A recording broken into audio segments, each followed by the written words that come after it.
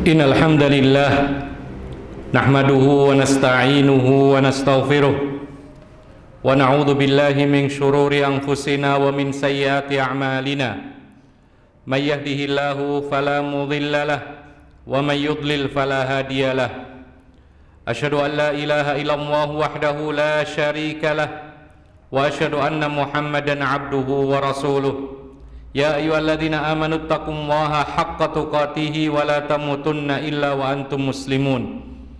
Ya ayyuhan nasu taqu rabbakumul ladzi khalaqakum min nafsin wahidah wa khalaqa minha zawjaha wa batha minhuma rijalan katsiran wa nisaa'a wattaqullaha alladzi tasaaluna bihi wal arham innallaha kana 'alaikum raqiba.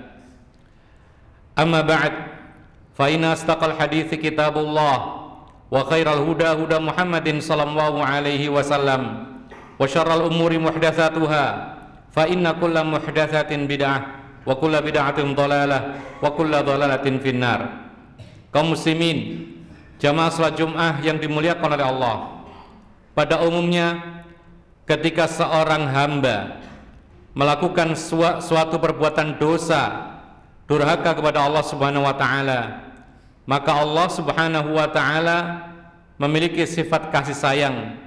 Allah Subhanahu wa ta'ala tidak menyegerakan hukuman di dunia, tetapi Allah Subhanahu wa ta'ala justru memberikan tenggang waktu untuk suatu hikmah yang sangat tinggi, agar manusia yang berdosa menjadikan waktu itu bertaubat kepada Allah dengan taubatan nasuha. Kaum muslimin, jamaah salat Jumat yang dimuliakan oleh Allah, akan tetapi kadang-kadang Allah Subhanahu wa ta'ala menyegerakan hukuman terhadap dosa-dosa seperti yang dikatakan oleh Nabi sallallahu alaihi wasallam, dan ini menjadikan kita lebih waspada terhadap dosa-dosa yang akan kita sebutkan berikut. Di antaranya apa yang dikatakan oleh Nabi sallallahu alaihi wasallam, kullu dzunubin yuakhirullahu minha ma syaa ila yaumil qiyamah illal baghi wa uququl walidain wa qati'atur rahimi yu'ajjilullahu li sahibihi qablal maut. Akhrajal Bukhari. Kata Nabi sallallahu alaihi wasallam, setiap dosa itu akan ditangguhkan hukumannya oleh Allah sampai hari kiamat, kecuali yaitu kezaliman, durhaka kepada orang tua, dan memutuskan tali silaturahmi. Ma'asyiral muslimin rahimakumullah, maka ini beberapa dosa yang disebutkan oleh Nabi dalam sebuah hadis. Kezaliman, ketika kita mendolimi orang lain, baik itu hartanya atau kehormatannya atau yang lainnya. Kemudian juga durhaka kepada orang tua. Dan yang ketiga adalah memutuskan tali silaturahmi. Maka saat itulah Allah akan menyegerakan hukumnya sebelum dia mati dan meninggalkan dunia ini. Oleh karena itu alangkah besarnya dosa, dan biasanya sesuai dengan kenyataan dia hidupnya disiksa oleh Allah Subhanahu wa taala. Ketika seorang mendolimi saudaranya sesama muslim, diberikan contoh oleh para ulama, yaitu mendolimi saudaranya dalam bab warisan. Kemudian secara tidak langsung dia telah durhaka kepada orang tuanya dengan mendolimi saudaranya dalam bab warisan. Lalu akibatnya biasanya juga dengan berebut warisan itu kemudian terputuslah hubungan tali silaturahmi. Maka orang yang melakukan demikian secara tidak langsung dia telah melakukan 3 dosa sekaligus, dan saat itu biasanya Allah menyegerakan hukumannya di dunia sebelum di akhirat kelak. Kemudian yang kedua, kaum muslimin yang dimuliakan oleh Allah, di antara dosa yang akan disegerakan hukumannya di dunia sebelum di akhirat, yaitu ketika seorang hidup di dunia tidak ada niatan untuk mempersiapkan diri dalam kehidupan akhiratnya. Yang dia tuju hanyalah untuk mendapatkan kebahagiaan dunia semata-mata. Maka kata Rasulullah sallallahu alaihi wasallam, "Man kanatid dunya hammahu ja'alallahu faqrahu baina 'ainai wa farraqa 'alaihi syamlahu wa lam ya'tihi minad dunya illa ma qad quddira lah." Kata Nabi sallallahu alaihi wasallam, siapa yang tujuan hidupnya semata-mata untuk mencari dunia, maka Allah hukum dengan dijadikan baginya kefakiran yang ada di pelupuk matanya, dan Allah mencerai-beraikan urusannya, tidak ada ketenangan, dan dunia tidak akan datang kepadanya kecuali sebatas yang telah ditakdirkan oleh Allah Subhanahu wa ta'ala.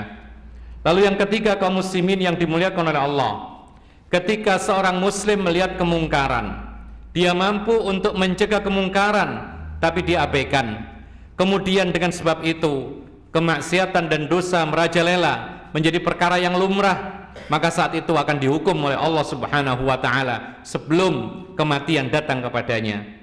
Rasulullah SAW mempermisalkan dalam sebuah hadis permisalan orang-orang yang taat kepada Allah dengan orang-orang yang melanggar aturan Allah. Itu bagaikan suatu kaum yang naik suatu kapal, ada yang kebagian di atas dan ada yang kebagian di bawah. Lalu yang di bawah ketika hendak mengambil air harus ke atas, kemudian mengganggu orang yang di atas.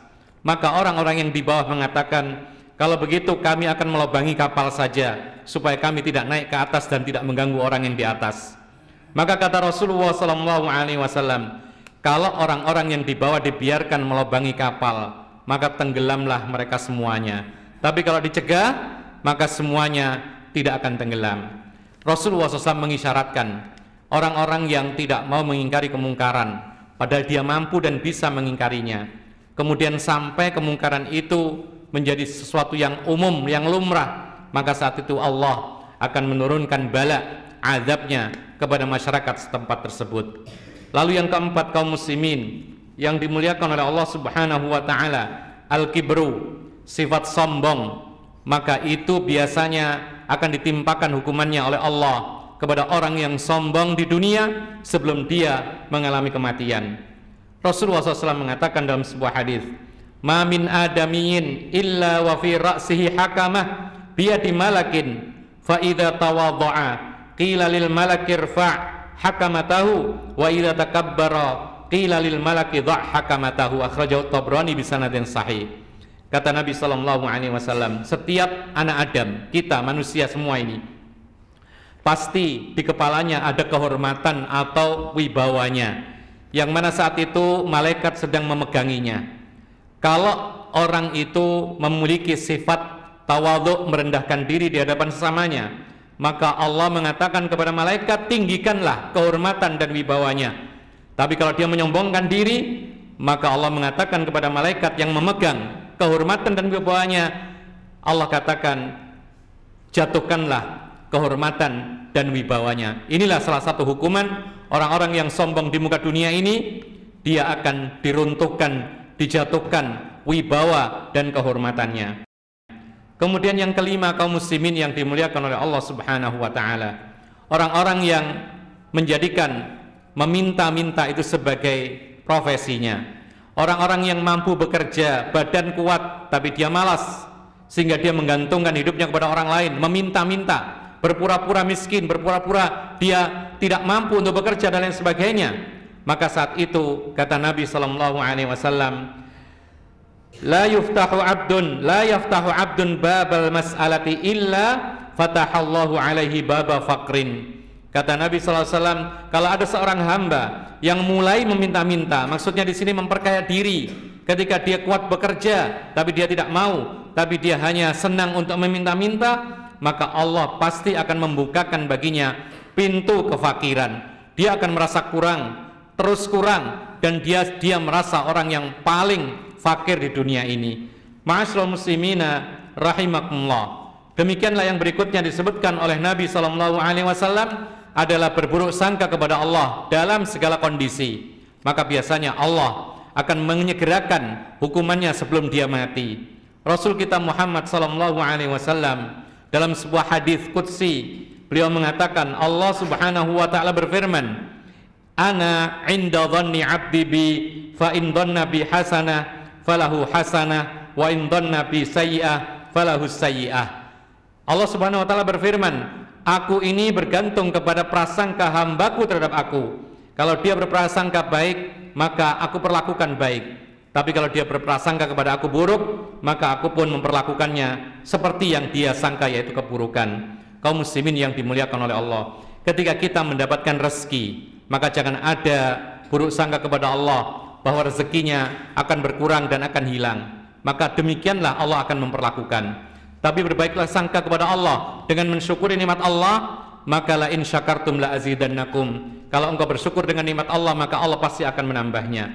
Demikian pula ketika orang sakit, jangan berburuk sangka akan terus sakit tidak sembuh, kemudian bahkan mati, maka demikianlah Allah memperlakukannya.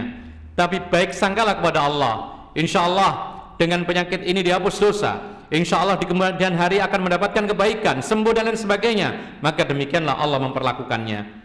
Orang-orang yang miskin diuji dengan kurang harta oleh Allah Subhanahu wa taala. Jangan berburuk sangka terus miskin dan tidak akan bahagia di dunia. Tidak, justru berbaik sangkalah kepada Allah. Insya Allah Allah akan segera merubah kondisi. Insya Allah akan memberikan berkah dengan ujian ini. Insya Allah akan memberikan kecukupan. Maka niscaya Allah akan memperlakukan demikian. Aku qouli hadza wa astaghfirullah li wa lakum. Innahu huwal ghafurur rahim.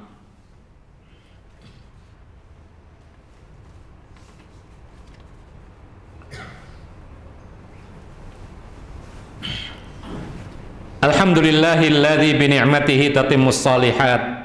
Alhamdulillahilladzi khalaqas samawati wal ard wa ja'ala adh-dhulumati wan nur, tsumma alladhina kafaru bi rabbihim ya'dilun. Wa nusalli wa nusallimu ala nabiyyinal karim, nabiyina Muhammadin wa ala alihi wa sahbihi wa man tabi'ahum bi ihsanin ila yaumiddin wa sallama tasliman katsira. Amma ba'd, kaum muslimin yang dimuliakan oleh Allah Subhanahu wa taala. Masih kita lanjutkan poin-poin berikutnya. Di antara dosa-dosa yang akan disegerakan oleh Allah hukumannya sebelum orang yang berdosa itu meninggal dunia. Apa itu?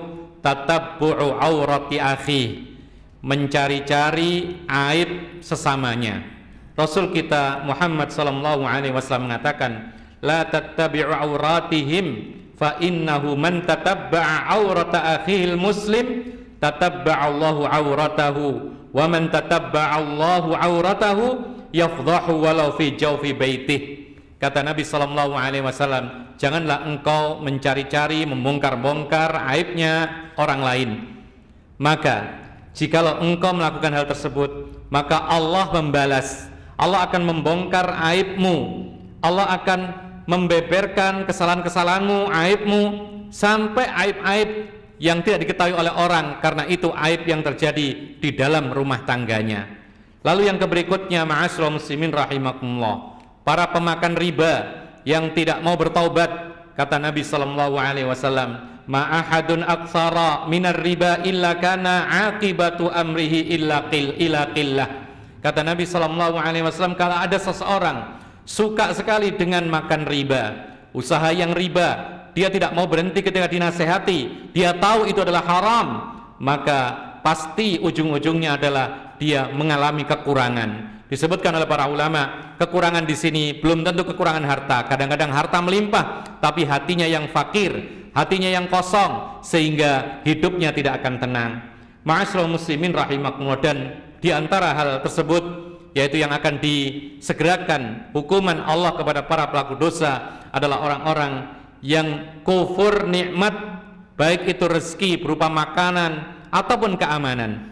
Kata Rasulullah SAW, kata Allah Subhanahu wa taala dalam suatu ayat, yaitu surat An-Nahl 111, Allah mengatakan, wa daraballahu mathalan qaryatan kanat aminah mutmainnah ya'tiha rizquha min kulli rizquha ragadan min kulli makan fakafarat bi an'amillah fa adzaqaha Allahu libasal ju'i wal khaufi bima kanu yasnaun. Kata Allah Subhanahu wa taala, Allah membuat permisalan suatu kampung halaman atau kota yang mana kota itu aman, tentram, kemudian rezekinya datang melimpah dari setiap tempat. Ternyata penduduknya ingkar dengan nikmat Allah Subhanahu wa taala berupa rezeki dan keamanan tersebut, maka Allah Subhanahu wa taala menimpakan kepada penduduk kampung tersebut, yaitu berupa kelaparan dan rasa takut yang sangat disebabkan apa yang mereka lakukan. Kaum muslimin yang dimuliakan oleh Allah Subhanahu wa taala, mudah-mudahan kita bisa mengambil pelajaran yang berharga dari apa yang disebutkan. Kita tidak akan menunda-nunda taubat karena kita khawatir azab Allah menimpa, kalau tidak di dunia maka di akhirat kelak. Allahumma salli ala Muhammad wa ala ali Muhammad kama shallaita ala Ibrahim wa ala ali Ibrahim innaka Hamidum Majid. Allahumma ighfir lil muslimina wal muslimat wal mu'minina wal mu'minat al ahya'i minhum wal amwat. Rabbana hab lana min azwajina wa dhurriyyatina qurrata a'yun waj'alna lil muttaqina imama. Rabbana ighfir lana wa liwalidina warhamhum kama rabbawna shighara. Rabbana atina fid dunya hasanah wa fil akhirati hasanah wa qina adzabannar. Wa sallallahu ala nabiyyina Muhammad wa ala alihi wa sahbihi ajma'in. Wa akhiru da'wana anil hamdulillahi rabbil alamin. Wa aqimis shalah.